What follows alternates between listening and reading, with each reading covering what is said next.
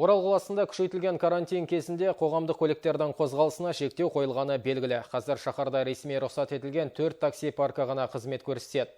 Қала тұрғындары кейінгі күндері такси құнының 2-3 есе қымбаттап кеткенін айтуда.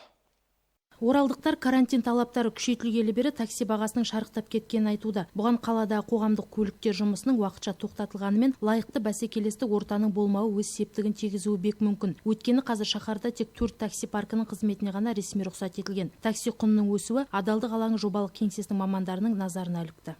Қазір бізде 4 такси бар. Каспий, Империя, Азия, Ардагер.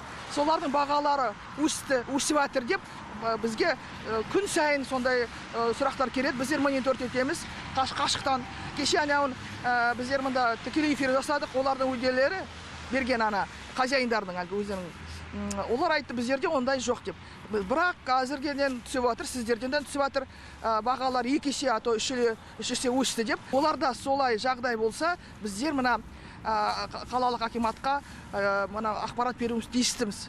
Автобустардың жоқтығынан әркім діттеген жеріне өз бетінше жетуге мәжбүр. Қазір әлеуметтік желі такси бағасының 2, кейде тіпті 3 есеге дейін қымбаттап кеткенін айтқан жазбаларға толы. Алайда қалалық тұрғыны және коммуналдық шаруашылық бөліміндегілер ресми тіркелген таксилердің бағасы қымбаттамағанын айтады. Қазіргі уақытта адамдар звондап, соцсетте жазып жатқаны бар, қымбаттап жатыр, проезд таксиден қымбаттап жатыр. Қазір айтатын біз официальный таксиларда қымбаттап жатқан жоқ. Бір баға болса, баға өтмеп тұр. Сосын тағы да басқа таксилер, неофициальный такси дейді ғой. Олар біз бар ДПС, управление полиция бәрі шығып, комиссияны шығып, тексереміз таксилерді бар.